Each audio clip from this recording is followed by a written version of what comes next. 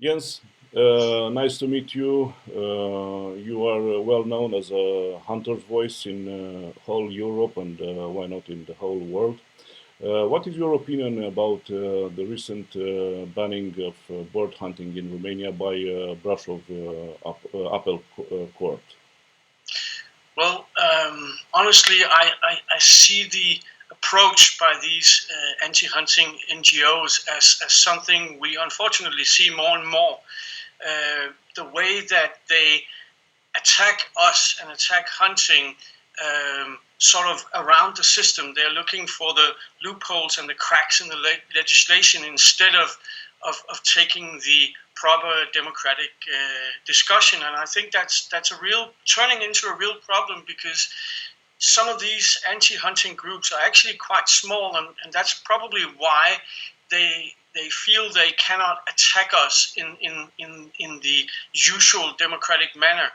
And I'm very frustrated that it's possible within our legislation to attack us from so many angles, with so many, I would call it tricks, just to delay things, postpone things, ban things for a certain amount of time, and it's really just getting more and more annoying. But unfortunately, I think it's something that we're going to see a lot more of. We've seen quite a few samples of that in Europe over the last 6 months. Even if it's not a proper approach and democratic approach, as you see, what is the solution for that? I don't have the magic bullet to end this problem, because unfortunately, it's a fact that our legislation is becoming more and more complicated all the time, and this is a problem all over the world. Instead of making our laws simpler, we keep making them more and more complicated, building layer upon layer, and every time we make things more complicated, there will be cracks, there will be loopholes, there will be new ways for people who are not satisfied with the law to attack it from all kinds of new angles. And I think that the only reasonable response from hunters is to actually step up our legal department a little bit. I'm afraid that we will have to hire a lot of lawyers in the future. And we've seen this coming, because this has been the situation for many years in the US. They're always suing each other over little things. And unfortunately, as I said, this is coming to Europe as well. Simplifying the laws will be a process which hunters will be allowed to participate too, do you think? I hope so. I mean, who else? The thing is that in Europe and the States, but now we're talking about Europe, we as hunters have been doing objectively a very good job of hunting over the last many decades. We have the results to show for it, and it would be downright crazy not to involve hunters in the legal process as much as possible. Because, as I said, we have been doing a very good job so far. You know, I'm asking you that because one of the accused bring up by green NGOs, are that we as hunters, we are in conflict of interests when we are participating to some kind of methodology, official methodologies to establish the hunting codes. Well, I disagree, because we have a very natural interest in doing our job as good as possible, because we want growing populations. We want to protect large areas of habitat, because we want to go hunting next year and the year after and the year after that.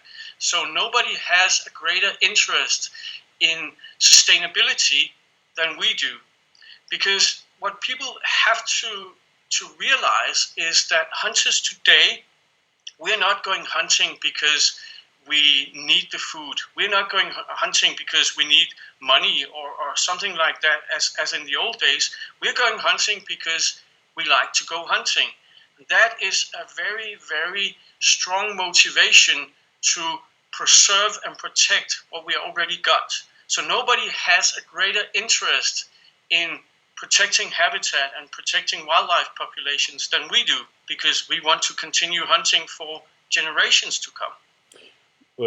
Jens, do you think that the fundamental reasons behind these attacks are effective, are financial, or begins to be ideological? I think they're very much ideological. I think that most of the anti-hunting we see in this world comes from animal rights activism, people with a completely different view on animals and nature than we have. It's what we in Scandinavia call a Disneyfied view. These antis are thinking more or less of animals as human beings with the rights of human beings and human emotions and human reasoning. And to me, they're living in a fantasy world.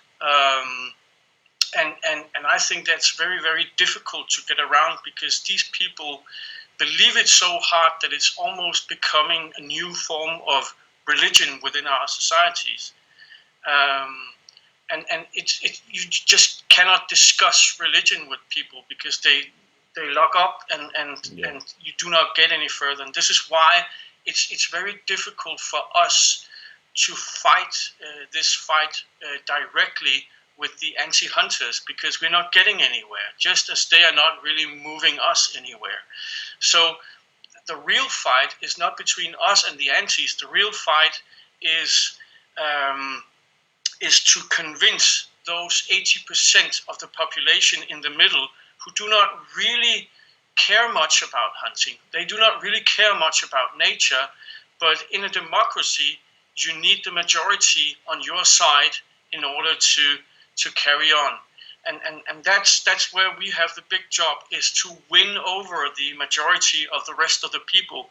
We are not going to move those antis because they are religious, they are extremists. Yeah. But they are pulling from the other side, we are pulling from our side. So by bringing forward the facts and by explaining to people why we as hunters are actually doing a very good job for nature conservation, I think we should be doing that and try to win over the majority on our side.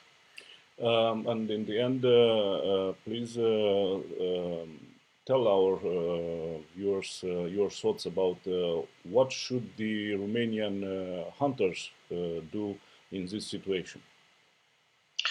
I think the Romanian hunters should be very open about what you're doing.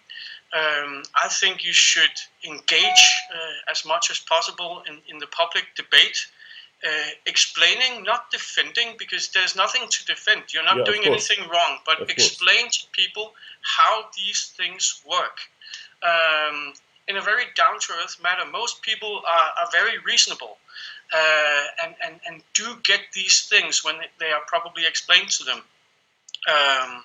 And every hunter all over the world should actually be doing this at all levels. And it starts when you're at the family party and the lady sitting next to you is not really understanding what hunting is. That is your first opportunity to explain to a non-hunter how this works. And it goes all the way up the system to engaging in public debate in mainstream media and if possible in TV debates and stuff like that.